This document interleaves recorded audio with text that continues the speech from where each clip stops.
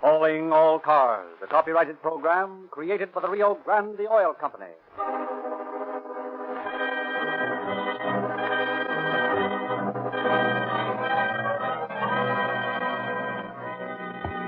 Los Angeles Police calling all cars. Attention all cars. Broadcast 5. Regarding a man wanted for murder. Description later. Rolls and clerks.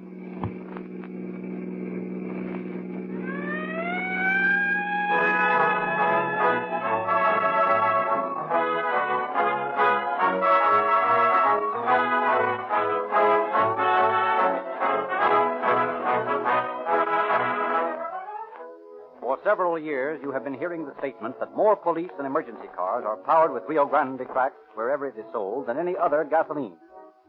Year after year, this statement is true. Can you ask for a more convincing testimonial? The competition is intense, yet no gasoline has yet been made that will outperform Rio Grande crack. That's why, year in, year out, the leading cities and countries, wherever Rio Grande crack is sold, select this gasoline above all others. They have yet to find any gasoline which is quicker to start, which accelerates as fast, which is as speedy and powerful. If Rio Grande cracked gasoline performs so superbly in these emergency cars, obviously it will give better performance in your car, too. If you are one of the many who think all gasolines are much alike, we challenge you to try a tank full of police car performance. Hundreds of thousands of motorists have accepted this challenge and have discovered that Rio Grande cracked has remarkable features which other gasolines lack. You can expect unusual performance from your car when you change to Rio Grande cracked gasoline. And now is the time to change.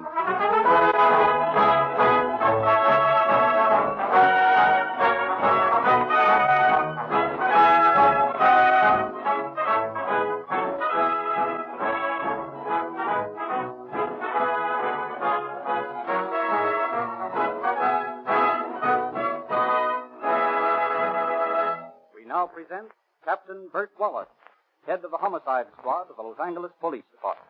Captain Wallace. Good evening, friends. I doubt if the respectable citizens listening to this broadcast have any idea of the brutal methods used by lawbreakers in their illegal extortion of money. During the Prohibition era, some mighty tough characters developed among the bootleggers, and the cold-blooded shooting and torture you will hear on this program are typical of their heartless and brazen methods. It is a tribute to the efficiency of your police that practically all of these cold-blooded killers of the bootlegger era have been tracked down and are now paying the penalty for defying society. It still amazes me that modern racketeers continue to think they can get away with it, when the record shows so plainly that every one of these tough guys is eventually caught by the police and punished. Our policemen, on their daily rounds, are in constant danger of being shot and killed. But as you will soon hear, the crook who attacks a police officer can never escape. Every law enforcement officer in the land joins in the hunt, and we always get our man.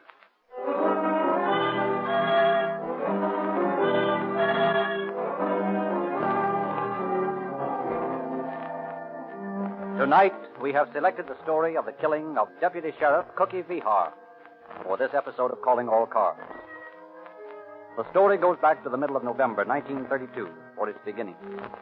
The activities of the Los Angeles Police Department had made business bad for the bootlegger, and Raleigh McAllister, a petty whiskey peddler, and his friend James Rogan, a sailor bootlegger, are discussing the situation.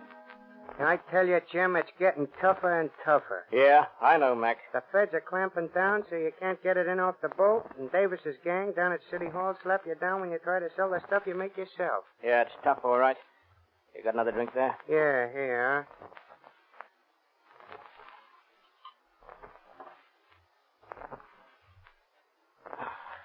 That's good stuff. That's the good you've been selling. Think I'm crazy? This is real whiskey. I wouldn't wash my feet in that stuff I peddle. I don't blame you. When I had a territory up north, I boiled up the same poison for the suckers. Well, we gotta get some dough someplace. This is getting tough. You got any ideas? Well, like I was telling you the other night, there ought to be a lot of dough in Blackie McKnight's joint down there on 7th Street. Their take on the tables every night must be a couple of grand. Yeah, but I don't like the idea of a stick-up job. It ain't in my line. You got buck fever. No, it ain't that. But I always run my business respectable. I've been an honest bootlegger, and I don't like the idea of breaking the law that way. Well, there ain't no dough in being an honest bootlegger anymore. You ought to know that yourself. Yeah. Well, it won't hurt the case, the joint. Let's go down tonight. Blackie's a cagey guy. You think we can get in? Sure. I got a card I borrowed. Now, we'll go down in our shirt sleeves, and they won't suspect nothing. Okay. You got any dough? Yeah, about a C. Well, we'll need it. We're going to have to spend a little before we can get the lay of that joint. All right, you ready? Right. Let's have another drink before we go. Okay.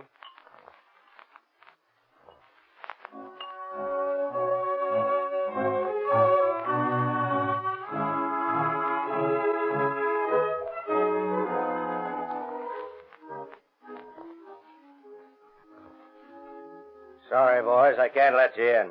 We got a card, ain't we? Yeah, you got a card. And it's got your signature on it, ain't it? Yeah, that's just it. I never saw you boys in my life. I never made out this card to you. Look here, we got a card and we're coming in. No, you're not. Not until I make sure you're on the up and up. This card's made out to Tom Walsh. You him? No, I'm not. He's a friend of mine. You call him up and tell him Jim Rogan's down here. He'll tell you I'm okay. All right. You guys will have to wait outside, though. Okay. You're right. He sure is a cagey guy. He's got a lot of cash in this joint and he ain't taking any chances. Ever been here before? No. But I got an idea it'll be a cinch to knock over.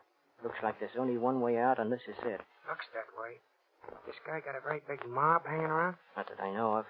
I understand there's just himself and a couple of dealers and a bartender. Dealers will all be gone by the time we come back with the heaters.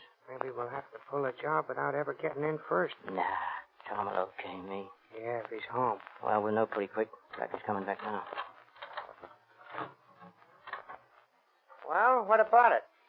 It's okay, boys. Tom says you're all right. What did we tell you? Well, you know how it is, boys. You can't afford to take no chances in this business. Yeah.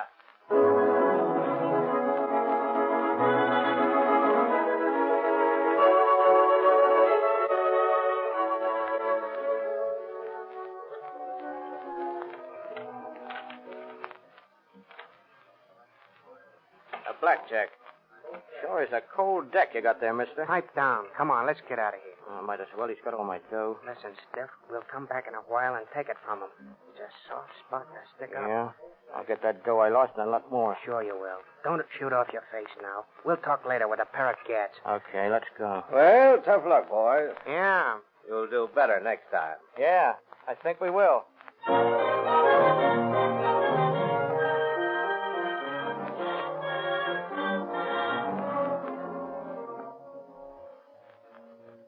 And in the early hours of the same morning, Deputy Sheriff Cookie Vejar drops into Blackie's place looking for a suspect.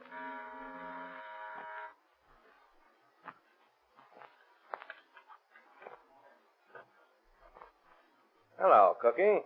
Oh, Blackie? Come to make a pinch, Cookie? No, not this time, Blackie. Just looking for a guy, that's all. Oh. Nobody here now, Cookie, except Mike the bartender and one of the girls. Yeah? Well, I think he'll come in anyway. Okay, Cookie.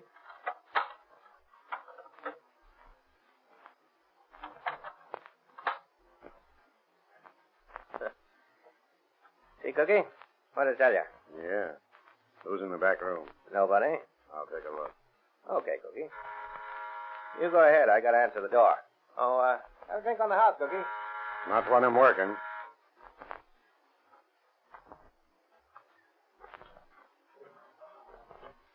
Oh. Hello, boys. Back again? Looks like it, don't it? Yeah, we got some more dough. Let us in. Okay.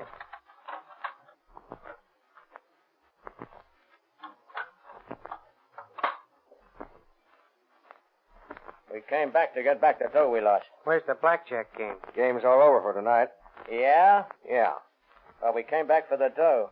You lost it, didn't you? No, we had it lifted off us by your crooked card. What are you welching about? You lost the dough, and that's that. Yeah? Well, we're getting that dough back. Now, put up your hands. Hey, what's going on in here? You two, Mr. Reach.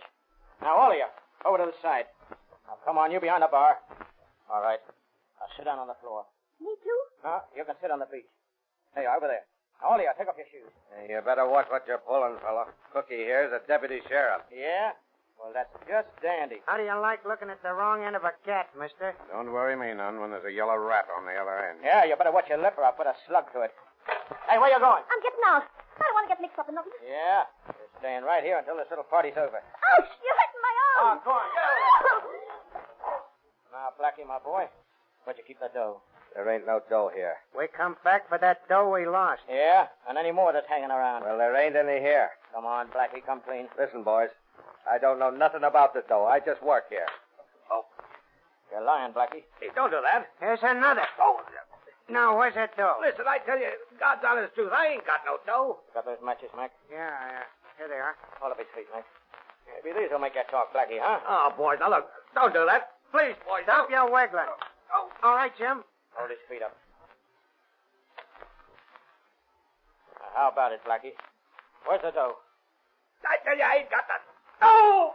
Oh, You sure about that, pal? no, I ain't got it. Where is it? Oh, oh, oh. My partner's got it.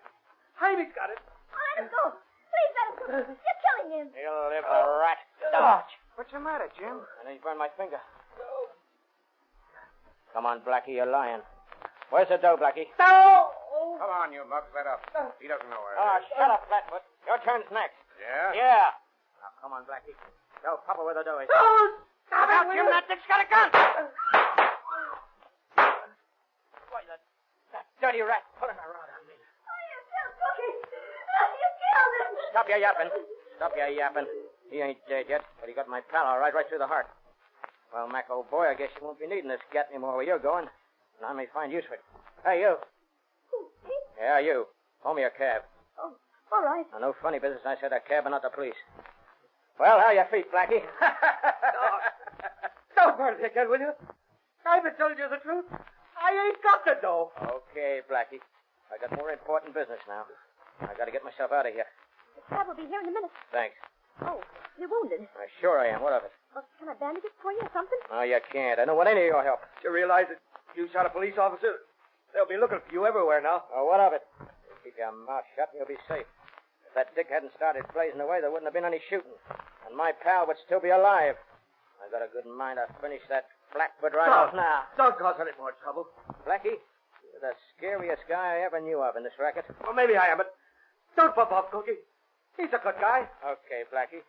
Probably gonna bump off anyway, so I'll leave you here to watch it. Only, Blackie, if you love your life, keep your mouth shut. So long.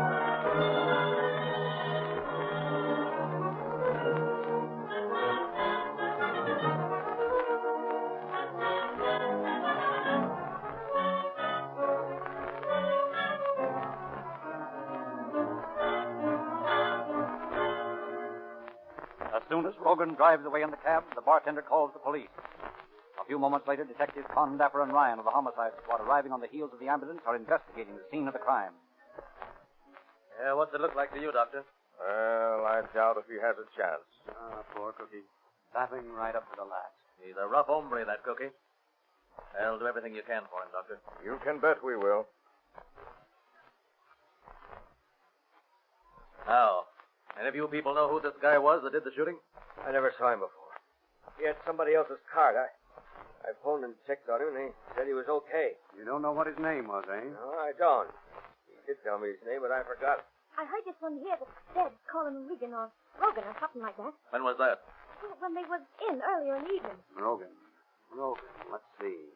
Oh, yeah. Yeah, here's his name in this dead guy's notebook. That's him, all right. Rogan. Jim Rogan.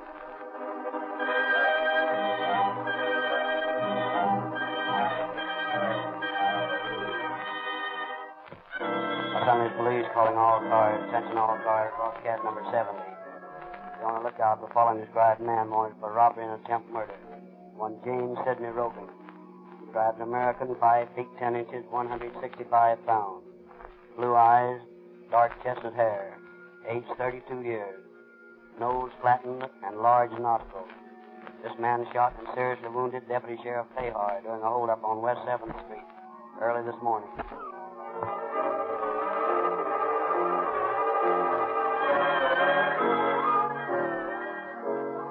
The search of Rogan's apartment reveals a phone bill, among the items of which are several calls to a Bakersfield number. Bakersfield police are asked to trace down this clue. They call at the address where the phone is located. It is a well-known resort. Hello, Amy. Hello, Bert. What you doing down this way? Oh, just paying a call. Anything wrong, Bert? No, everything's okay. Come on, spill it. I never come down here unless there's some trouble. Any of your girls been getting any calls from L.A.? When? Oh, recently? I don't check on them that close. They got a lot of calls. Yeah, I know, Amy, but you might know if one of the girls got, say, 6 calls from L.A. in a month. Might. Well, then, what's her name? She ain't here anymore. Where is she? She left for L.A. yesterday on the bus. Yeah? Yeah. What was her name? Mabel's the name. She went by here. Mabel what? Just Mabel. What'd she look like? Blonde. Young? Oh, 22 or 3. Where'd she go in L.A.? How should I know? Did she ever call L.A.? I don't know that either. Why not? It's a payphone, you dummy. Look for yourself. Yeah, that's right. Well, the phone company will have a record on that.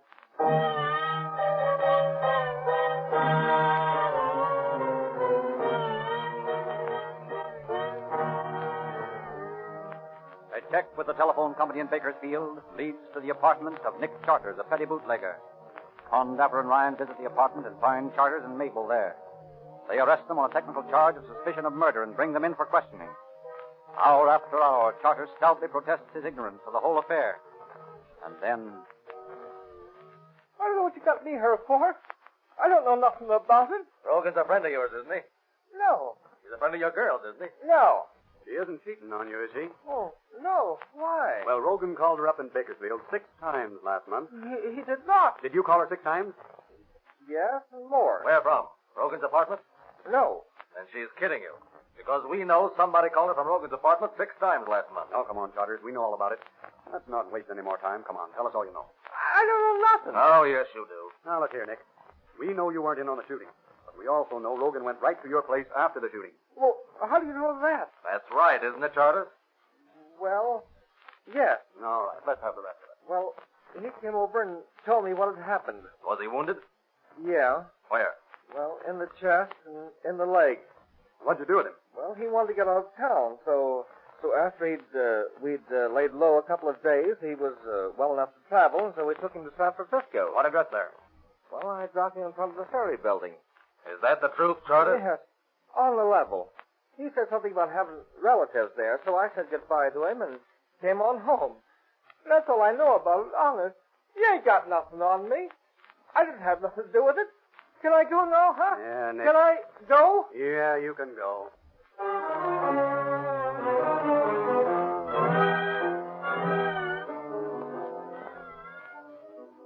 And the trail ends at the ferry building in San Francisco.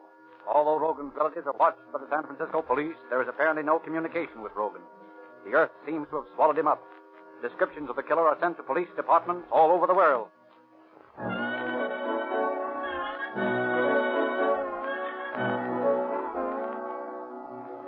In Balboa, in the Panama Canal Zone, a suspect answering Rogan's description is arrested. Fingerprints from Los Angeles reveal him to be the wrong man.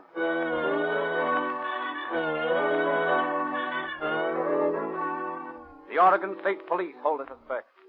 A checkup reveals their man to have a missing finger. He is released.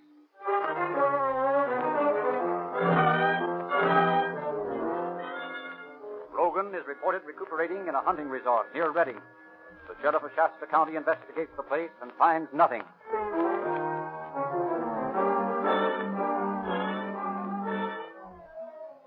A girlfriend of Rogan's is discovered in San Diego.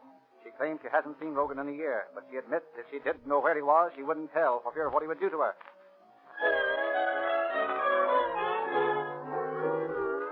Rogan is reported bound for Hawaii. The chief of police of Honolulu combs the red light district of Evalai and finds nothing.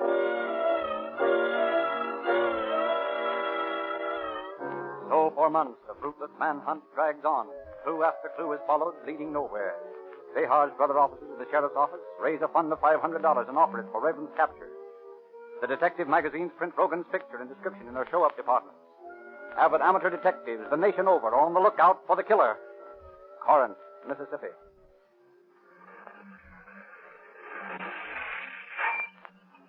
Howdy, stranger. What can I do for y'all? Fill her up. Yes, sir. Reckon you all come some distance from the looks of your car. Maybe I have. Are you going far? Maybe.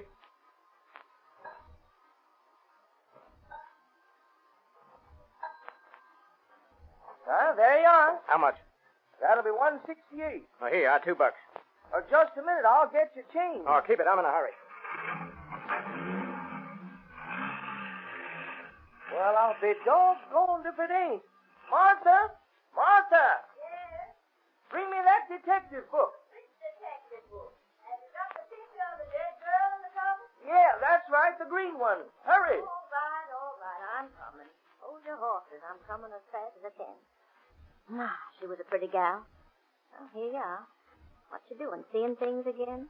Martha, I do think we all seen $500 flying down the road. Yes, sir. Here he is. Ooh, talk then. Why, that fellow that just bought gas. James Sidney Rogan. Wanted. Dead or alive. Well, what's his license number? His what? His license number. Martha, I didn't get it. And you call yourself a detective. Just the same, I'm going to write to the chief of police in Los Angeles. He ought to know about this.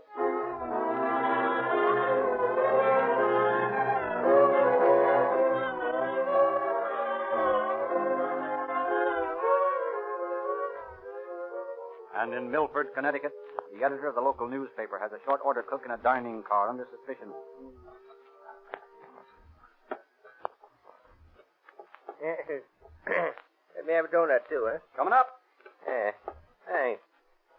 Oh, say, you might give me some butter. Hey, just put it on the coffee saucer there.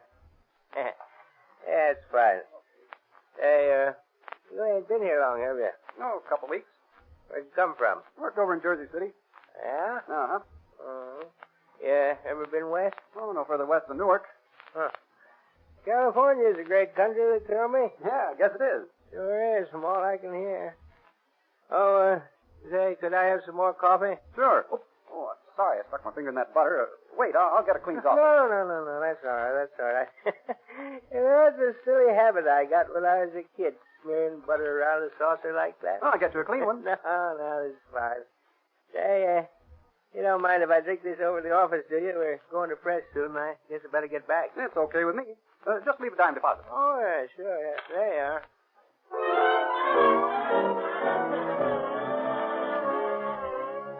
Carefully preserving the finger-printed coffee saucer in his icebox, the amateur detective editor writes Chief Davis for Rogan's fingerprints and finds to his chagrin that his suspect has probably been telling the truth about never being west of Newark.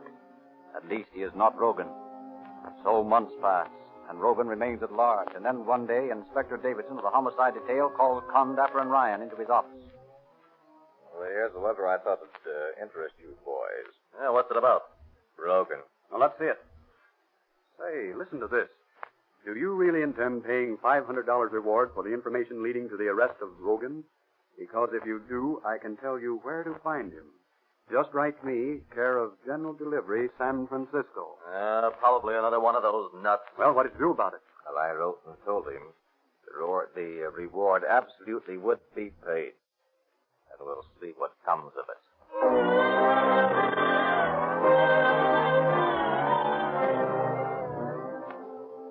Following up this latest clue, San Francisco officers, working under the direction of Chief of Detective Charles D'Alea of the San Francisco Police Department, throws a stakeout on the house pointed out to them. Seeing Rogan enter and leave the place several times, on the night of October 11th, 1933, they close in on the place. Open up. Now we'll have to break it open. The men all posted around the house? Yeah. All right, let's tear down this thing.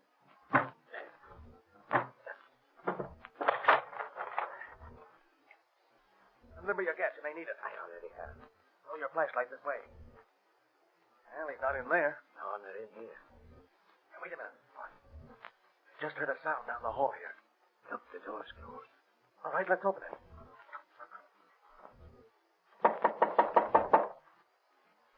You hear him? Yeah. Come on out of there. I will give you 3, and then I'll shoot through the door. 1, 2. Okay, don't shoot, I'm coming. Hello, Rogan. We're mighty glad to see you. I ain't glad to see you. I don't suppose so. If you'd have come a day later, you'd never had me. Yeah, how's that? I was slamming out where you'd never got me. Well, we figured we'd better pay your call pretty soon. Yeah? Well, how about it, Rogan? Are you ready to talk about that job down in L.A.? Yeah, I'll talk. Let's get out of here. I'll talk as soon as we get to headquarters.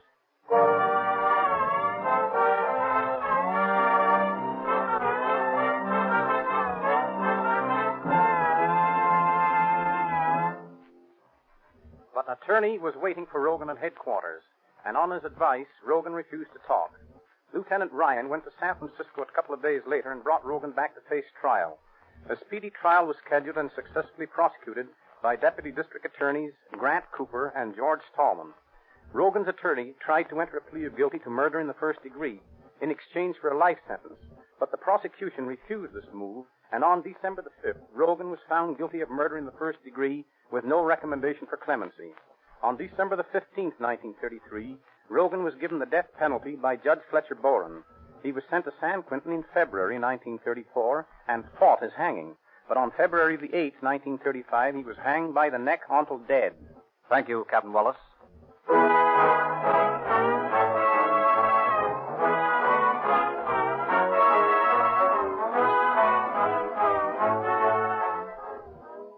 Hundreds of thousands of boys and girls have joined the Rio Grande Junior Police Department. These junior G-men are outfitted with uniform belts, pistol and holster, handcuffs, fingerprint outfits, genuine metal police badges, and many other items of equipment, all given away absolutely free by the Rio Grande Oil Company. Ask your independent neighborhood Rio Grande cracked gasoline dealer how you can get the oil company. Ask your independent neighborhood Rio Grande cracked gasoline dealer how you can get these free gifts. All over America, hundreds of thousands of gasoline service stations are now warning motorists to Sinclair Eyes for summer. As warm weather comes, your car needs entirely different lubrication. Your motor oil, for example, should be of an entirely different grade. But every car is different, so we can't tell you here what oil to use. Your Rio Grande cracked gasoline dealer can tell you, for he has the latest information flashed from the factory that made your car, telling exactly what grade of oil and lubricant should be used on every part and what changes should be made as your car grows older. Sinclair is one of the world's largest manufacturers of lubricants. Take your car wherever Rio Grande cracked gasoline is sold, and you'll get expert, scientific lubrication when you Sinclair Eyes for summer.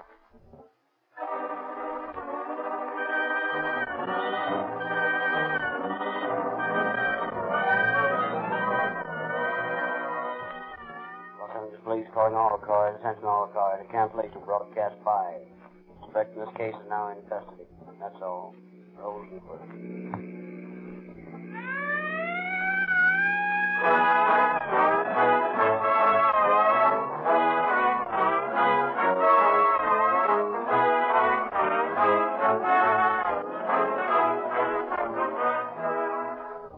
This is Frederick Lindsley bidding you good night for the Rio Grande Oil Company.